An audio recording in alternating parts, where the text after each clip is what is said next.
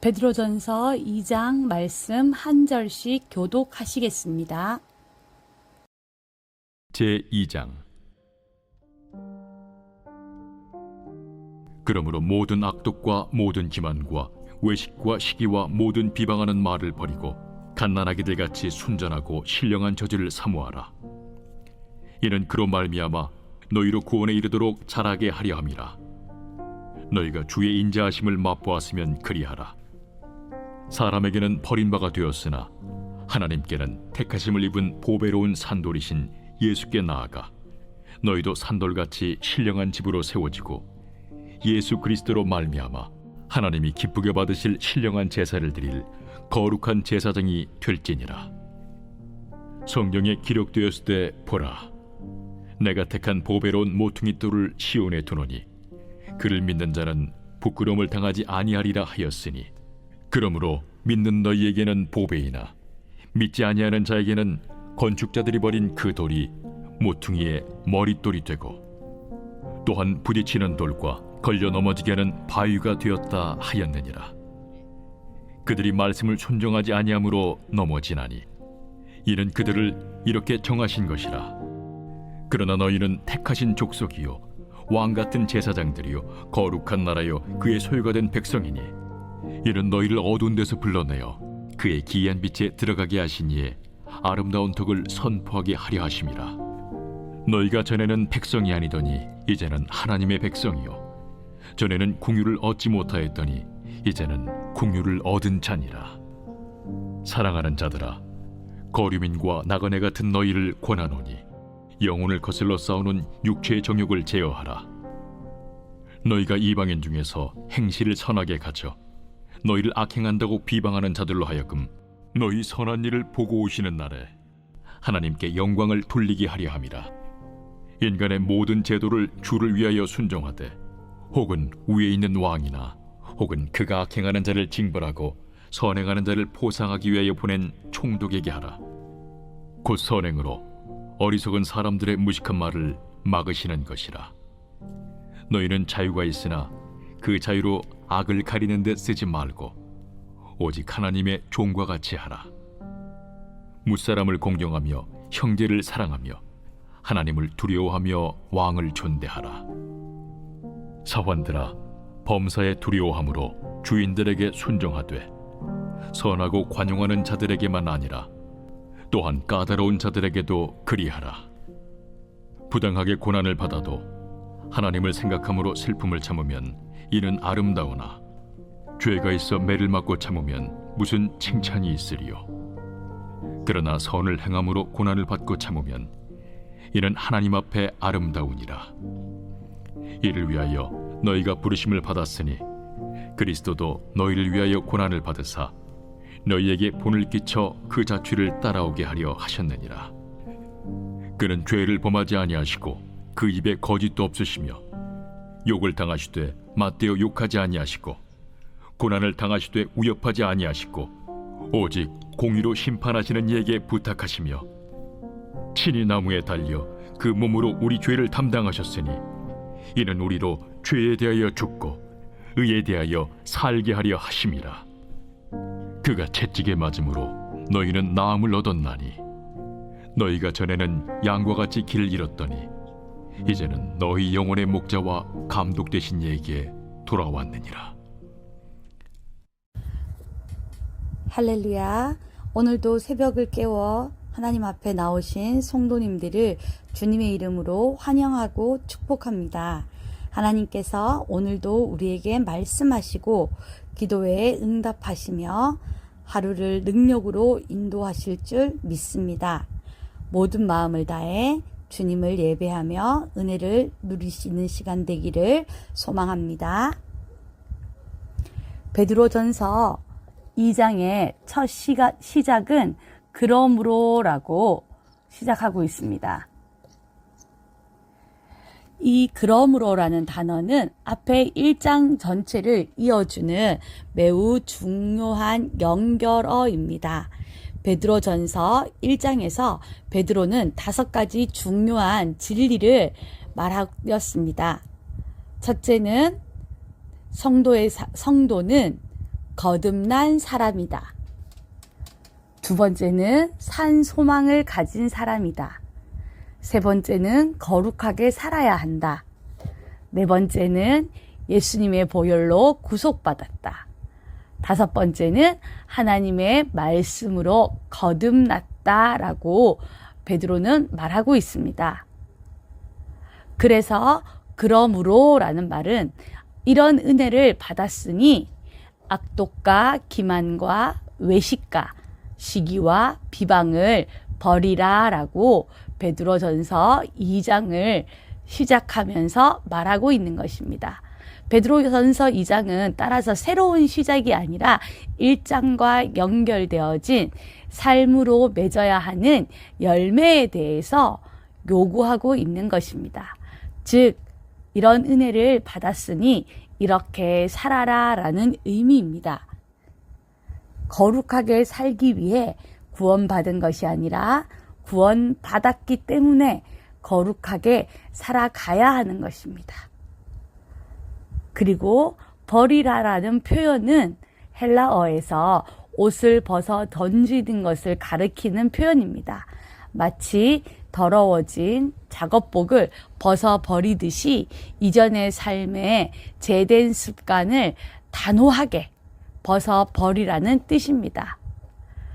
악독은 입지 말고, 기만은 벗어버리고, 외식은 던져버리고, 시기는 내려놓고, 비방은 끊으라는 것입니다. 베드로는 갑자기 새로운 교훈을 시작하는 것이 아니라 너희는 이미 거듭난 하나님의 백성이고 예수 그리스도의 보혈로 구속받았으며 썩지 않을 하나님의 말씀으로 새 생명을 얻은 사람이니 이제는 그 신분에 맞게 합당하게 살아가라는 의미를 담고 그러므로라는 단어를 썼고 버리라라는 말씀을 하고 있습니다. 여기에서 악독이라는 표현은 다른 사람을 미워하거나 해치려는 마음, 상대가 잘못되기를 바라는 마음을 품지 마시라는 뜻입니다. 악독은 행동보다 먼저 마음에서 시작되기에 하나님은 미움 대신 사랑과 긍휼의 마음을 품으라고 하십니다. 기만은 어떤 것일까요? 자신의 이익을 위해 거짓말하거나 속이고 사실을 감추거나 꾸미는 삶을 버리라는 것입니다. 하나님은 성도들이 언제나 정직과 진실함으로 살아가기를 원하십니다. 외식을 버리라라는 의미는 사람들 앞에서는 거룩한 척하면서 하나님 앞에서는 그렇지 못한 이중적인 신앙을 버리십시오라는 겉면입니다. 하나님은 겉모습보다 중심을 보시기에 사람의 칭찬보다 하나님의 인정을 구하는 삶을 살아야겠습니다. 시기는 어떤 것일까요? 다른 사람이 잘못한 것을 보며 마음을 아파하거나 비교하며 불평하지 말라는 의미입니다. 하나님께서는 각 사람에게 주시는 은혜를 인정하고 형제의 축복을 함께 기뻐할 수 있어야 한다라고 말하고 있습니다. 비방을 버리라는 것은 험담과 뒷말, 비난과 모함으로 다른 사람의 명예를 무너뜨리는 것을 멈추라는 의미입니다. 우리의 입술은 사람을 상하게 하는 도구가 아니라 위로하고 세워주며 생명을 살리는 도구로 사용되어야 합니다. 베드로는 이 5가지가 모두 공동체를 무너뜨리는 죄라고 말합니다. 그러므로 거듭난 성도는 악독 대신 사랑을, 기만 대신 정직을, 외식 대신 진실을, 시기 대신 감사를, 비방 대신 덕을 세우는 말을 선택하며 살아가야 합니다. 이것이 하나님의 백성에게 합당한 새로운 삶의 모습입니다. 베드로는 또한 4절에서 예수님을 산돌이라고 부릅니다. 돌은 보통 생명이 없습니다. 그런데 예수님은 살아계신 돌입니다. 사람들은 그 돌을 버렸습니다. 십자가에 못 박았습니다. 그러나 하나님은 그 돌을 모퉁이 돌로 세우셨습니다. 건물을 지을 때 가장 중요한 돌이 모퉁이 돌입니다. 건물 전체의 방향과 균형을 결정합니다. 우리의 인생도 마찬가지입니다. 예수님이 중심이 되어 있으면 흔들리지 않습니다. 그러나 예수님 대신 돈이 중심이 되어 있으면 돈이 흔들릴 때 우리의 인생도 흔들립니다. 예수님 대신 건강이 중심이면 병이 들면 우리의 삶은 무너집니다. 또 예수님의 자리에 사람이 중심에 있으면 사람이 떠날 때, 사람에게 상처받을 때 우리는 절망하게 됩니다. 그러나 우리의 삶의 중심이 예수님이면 어떠한 상황에서도 우리는 다시 일어설 수 있습니다. 베드로는 우리도 살아있는 돌이라고 또한 말하고 있습니다. 혼자서는 집이 될 수 없습니다. 돌과 돌이 연결될 때 집이 됩니다. 성도의 삶 또한 혼자 신앙생활을 하는 존재가 아닙니다. 함께 예배하고 함께 기도하고 함께 세워갈 때 하나님께서 기뻐하시는 영적인 집이 될 수 있습니다. 우리 교회가 모퉁이 돌 대신 예수님과 연결되어지고 성도와 성도가 연결되어지는 그런 튼튼한 공동체가 되기를 소망합니다. 9절과 10절에서는 우리의 특별한 신분을 말하고 있습니다. 너희는 택하신 족속이요 왕같은 제사장들이요 거룩한 나라요 그의 소유된 백성이니. 아멘.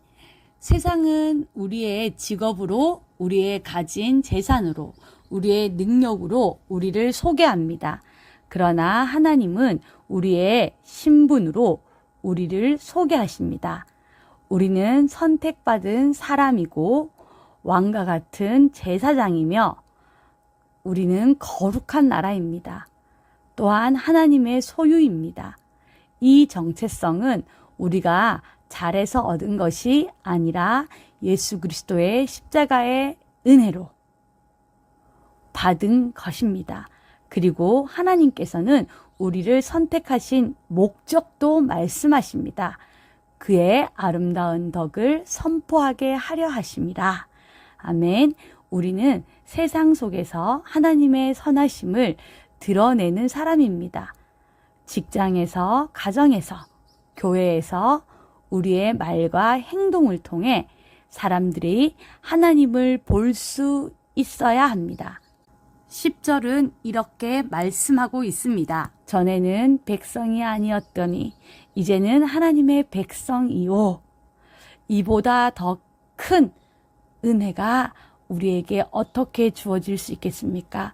우리는 죄인이었지만 하나님의 자녀가 되었습니다. 긍휼을 받지 못했던 우리가 이제는 하나님의 긍휼을 받은 사람이 되었습니다. 그리고 11절에서 사랑하는 자들아 라고 부르며 그 신분에 합당한 삶을 살라고 권면합니다. 신분이 바뀌면 삶도 바뀌어야 하기 때문입니다. 먼저 베드로는 성도를 거류민과 나그네라고 부릅니다. 이는 단순히 이스라엘 백성이 흩어져 살았다는 의미만이 아닙니다. 그리스도인들은 이 세상에 살지만 이 세상에 속한 사람이 아니라는 뜻입니다. 우리의 시민권이 하늘에 있으며 이 땅은 영원히 머무는 집이 아니라 하나님 나라를 향해 가는 여정 속에 있는 곳이라는 의미입니다.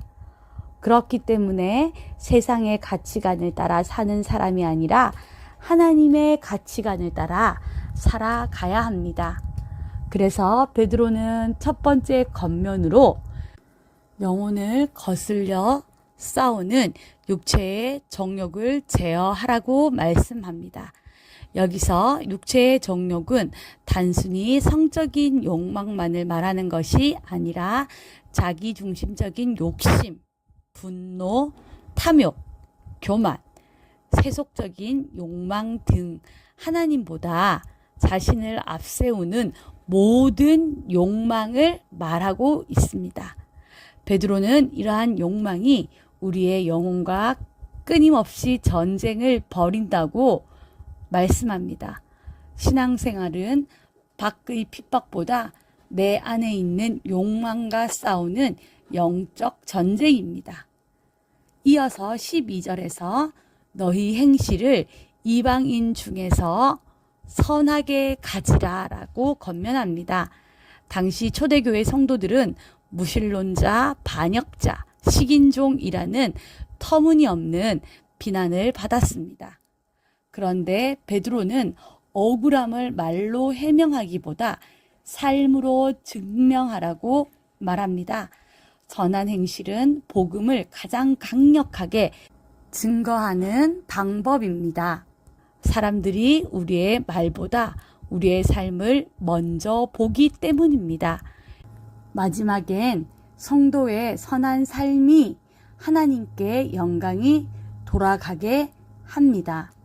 13절부터는 세상의 질서에 대한 태도를 말합니다. 인간의 모든 제도를 주를 위하여 순종하라. 당시 로마 황제는 결코 신앙적으로 존경받을 만한 인물이 아니었습니다. 그럼에도 불구하고 사회 질서를 존중하라고 권면합니다. 이는 통치자가 완전하기 때문이 아니라 하나님께서 질서의 하나님이시기 때문입니다. 물론 하나님의 뜻을 거스르는 명령에는 순종할 수 없지만 가능한 한 성도는 질서를 세우고 평화를 이루는 사람이 되어야 합니다. 17절은 그리스도인의 사회생활의 네 문장으로 요약합니다. 묻 사람을 공경하며 형제를 사랑하며 하나님을 두려워하며 왕을 존대하라 라고 요약합니다. 모든 사람은 하나님의 형상대로 지음받았기 때문에 존중받아야 합니다. 믿음의 형제는 특별한 사랑으로 섬겨야 합니다. 하나님은 가장 높은 경외의 대상이시며 세상의 건세도 하나님께서 허락하신 질서 안에서 존중해야 합니다. 이것이 세상 속에서 살아가는 성도의 균형 잡힌 삶입니다. 마지막으로 18절에서 25절 말씀입니다. 하나님의 백성은 고난 속에서도 그리스도를 닮아야 한다라는 내용입니다. 베드로는 이제 종들에게 말하지만 그 원리는 모든 성도에게 적용되어집니다. 믿음으로 살아가다 보면 억울한 일을 당할 수 있습니다. 선을 행하는데도 오해를 받고 손해를 보고 비난을 받을 수도 있습니다. 베드로는 이런 상황에서 참는 것이 하나님 앞에 아름답다라고 말합니다. 여기서 참는다는 것은 약해서 견디는 것이 아니라 하나님을 신뢰하기 때문에 인내하는 것입니다. 그 이유는 예수님께서 먼저 그 길을 걸어가셨기 때문입니다. 22절에 예수님의 삶을 이렇게 증언합니다. 죄를 범하지 아니하시고 그 입에 거짓도 없으시며 23절에서는 욕을 당하시되 맞대어 욕하지 아니하시고 고난을 당하시되 위협하지 아니하시고 오직 공의로 심판하시는 이에게 부탁하셨다라고 말합니다. 예수님은 자신의 권리를 주장하지 않으셨습니다. 하나님께 모든 판단을 맡기셨습니다. 이것이 십자가의 길입니다. 24절은 그리스도의 고난의 목적을 설명합니다. 친히 나무에 달려 그의 몸으로 우리 죄를 담당하셨으니 이는 우리로 죄에 대하여 죽고 의에 대하여 살게 하려 하심이라. 예수님께서 십자가를 지신 이유는 단지 우리 죄를 용서하기 위함만이 아니라 죄의 지배에서 벗어나 의로운 삶을 살게 하기 위함입니다. 구원은 제사함으로 끝나지 않고 삶의 변화로 이어져야 합니다. 마지막 25절은 아름다운 결론입니다. 너희가 전에는 양과 같이 길을 잃었더니 이제는 너희 영혼의 목자와 감독 대신 이에게 돌아왔느니라. 아멘. 양은 스스로 길을 찾지 못하는 동물입니다. 그러나 선한 목자는 잃은 양을 끝까지 찾아오며 돌봅니다. 우리 역시 죄 가운데 방황했지만 이제는 예수 그리스도께 돌아온 하나님의 백성입니다. 그러므로 오늘도 우리는 선한 목자의 음성을 따라 걸어가야 합니다. 베드로전서 2장은 단순히 우리에게 이렇게 살아라라는 윤리적인 가르침이 아니라 먼저 하나님께서 우리를 누구로 만드셨는지 선포하고 그 은혜 위에서 어떻게 살아야 하는지를 가르쳐 줍니다.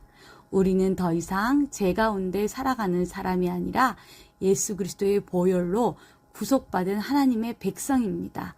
또한 택하신 족속이며 왕같은 제사장이며 거룩한 나라이고 소유된 백성입니다.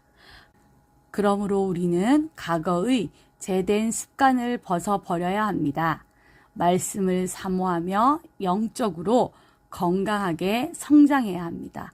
산돌이신 예수 그리스도 위에 삶을 세워야 합니다. 세상 속에서는 선한 행실로 하나님을 드러내어야 합니다.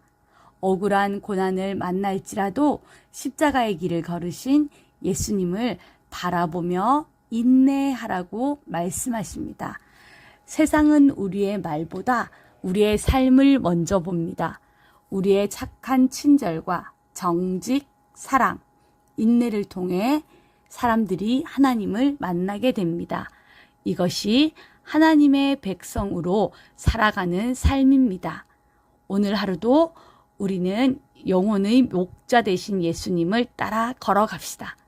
그분의 말씀을 붙들고 그분의 성품을 닮아가며 어디서나 하나님의 아름다운 덕을 선포하는 복된 삶이 되기를 간절히 소망합니다.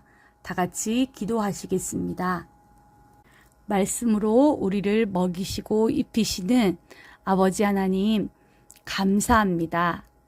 우리를 하나님의 백성으로 불러주시고 우리의 부족하고 연약한 것을 예수 그리스도의 십자가의 은혜로 덮어주셔서 감사합니다.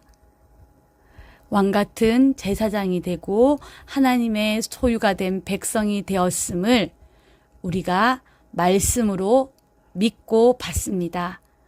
주님, 우리 안에 남아있는 악독과 기만과 외식과 시기와 비방들은 성령 하나님께서 깨끗하게 제거하여 주시고 날마다 순전한 말씀을 사모하며 말씀으로 자라가는 선함교회 성도님들이 될 수 있도록 함께하여 주시옵소서.